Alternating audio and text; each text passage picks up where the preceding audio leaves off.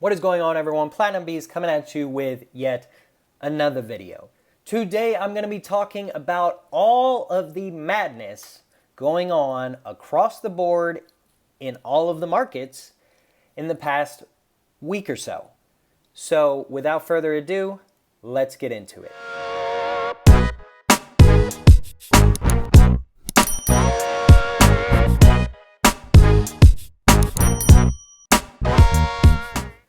Okay guys, it has been a crazy couple of weeks. And what I mean by that is there has been just so many things going on, you don't even know where to start, where to end, what to do, or what's going to happen. So I want to talk about everything that has been going on, and I want to kind of give my opinion and thoughts and things like that in regards to pretty much everything. So if you've heard anything at all from the media as of late, you've heard that there was craziness on Wall Street, and it all stemmed from a little place known as Wallstreet Bets on Reddit. Now, Wallstreet Bets on Reddit is not really my cup of tea. I do take a peek at that Reddit every now and then, but it's not really a place I like to hang out. It is not really for me, in my opinion. It may be for you, and if that's the case, then that's cool. But today I want to talk a little bit about that, a little bit about the crazy premiums, the crazy spot price increase and then drop, and everything like that. So, as far as Wallstreet Bets and Reddit, Wallstreet Bets decided to game the market in their own manner and do something that really hadn't been done quite the same before. And basically, they were able to get the stock that is tied to the company known as Gamestop to increase at such a rate and such a level that some people actually ended up being millionaires.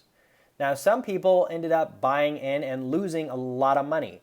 And that's usually how things work when they are being done in such a manner that Wallstreet Bets did them in. Now, do I wish I owned GameStop before they sprung it up? Sure, I do, because I would have come out with a lot of money. And in fact, as soon as it hit $350 a share, I told myself at this point I would sell. I wouldn't even care if it went up any higher because I would have been happy with that profit. And so if I owned them, I would have sold them and I would have made out like a bandit.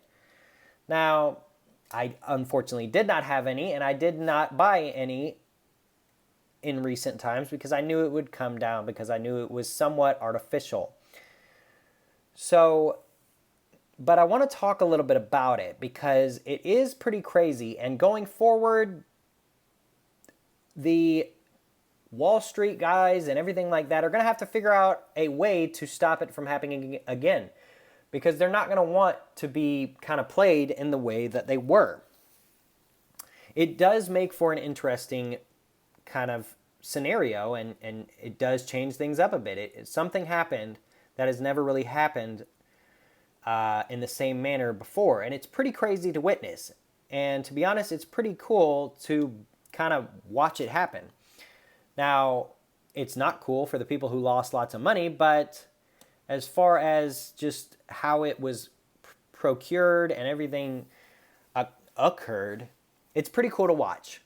But in my opinion, I'm not a gambling man. So I didn't buy into the GameStop thing, and I didn't make any money, but I also didn't lose any money. And I like to look at that side of any crazy missed opportunity story. So as far as everything like that, funny enough, a lot of different stocks were being pushed at the same time as GameStop. AMC, Blackberry, Nokia, as well as a couple of others. And funny enough, I actually own a substantial amount of shares in Nokia that I bought quite a while ago, and so I was kind of hoping they would pump that up. It didn't end up happening in the manner that I wished it had, but I'll just continue holding on to those shares nonetheless, because that is a company that I believe in. But of the companies that were being pressed, that is the only one that I was a current shareholder before everything crazy went on. So I didn't make any money, I didn't lose any money, so that's all right with me. Now, I want to move on to the silver topic because I am a precious metals channel and that is my focus. Now, obviously, I focus mainly on platinum, but I also like talking about other precious metals. So what we saw with silver is very, very interesting. It's not something I've really seen since I started stacking. I haven't seen something exactly like this. Now, obviously, last March and things like that, we did see some kind of sketchiness in regards to the dealers and the spot price and everything like that and the premiums. It was kind of sketch. But this was a bit different. I must admit, I've never, and I usually log on once a day, every other day, whatever, just look at the sales, look at the deals, look at the spot price, everything like that. And I was shocked to see that dealers said they're not going to sell until markets open on Sunday a week ago. And I wasn't really holding my breath because I figured that they would try the same thing they did with Gamestop perhaps and pump up the numbers, but then it would tank. So I was planning on just not buying for a while. And I probably won't buy for a while, at least not until premiums come down. Now, silver is not my main focus this year anyways, so luckily enough, I didn't have to forego purchasing silver because silver's not really in the plans as much as platinum and especially gold is this year for me. But it's pretty interesting to see what happened, okay? So we saw that silver spot price went up to almost 30 bucks. I think it touched 30 bucks once for a brief moment and then came back down to 29, 28, was floating a little bit and then just kind of went back down to where it was, 26, 27, whatever. And I think it's kind of interesting because the fear of missing out is very strong. And I think it's strong in both kind of markets, both the stock market and the precious metals market. I think people kind of believe what they hear and what they see on media, whether it's social media or actual news media outlets or what have you. It's very easy to fall victim to that. Now, I have learned over my years of stacking that that's not the smartest thing to fall for. If something seems out of place, it probably is, and it probably will not end up working out. So at moments like that, it's just a hold, wait, and see kind of moment for me. Last year, I really scaled back my purchases of silver and gold and focused mainly on platinum. Now, I am still the biggest believer in platinum, but I also believe in gold and silver, obviously.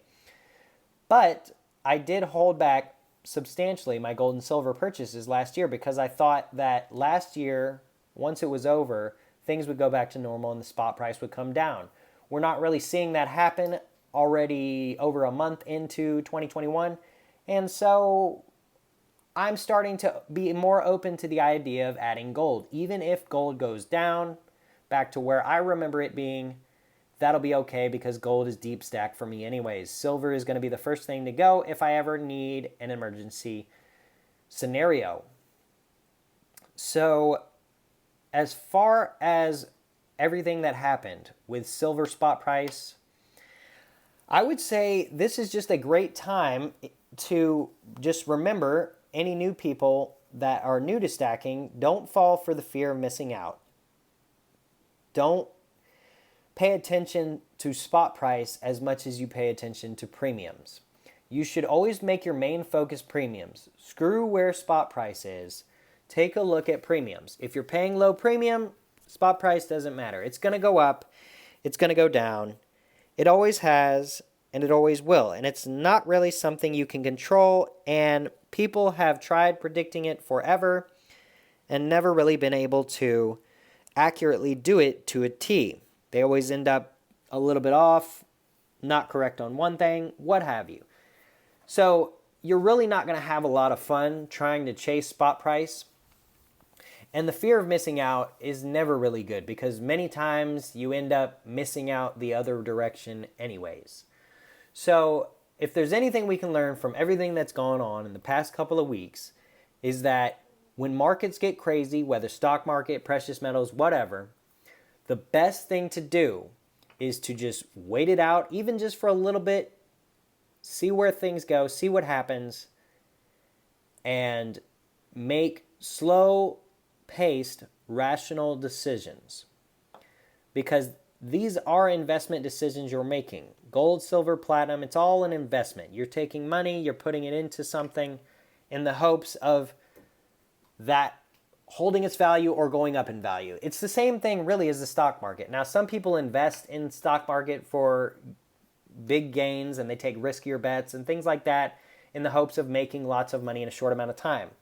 But a lot of stock market investors, like Warren Buffett, say he loves buying dividend stocks, and a lot of the stocks he has in his portfolio don't really move that fast. He has Walmart, Verizon, Wells Fargo, stuff like that, stuff that's not going to the moon, but it is going up a little bit and it pays a little dividend. And that's the way I like to approach my investing strategy. My stock portfolio consists mainly of dividend stocks or stocks that are well-known, highly respected, very strong blue chip companies that just continue to increase in value over the years.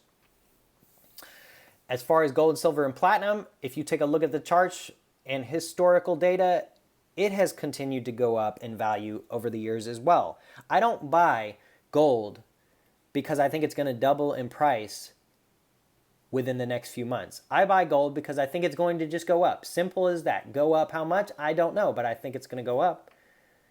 And that's the way I like to invest. And if it goes down, I'll just hold on to it because I don't see it going down so much that it's just worthless.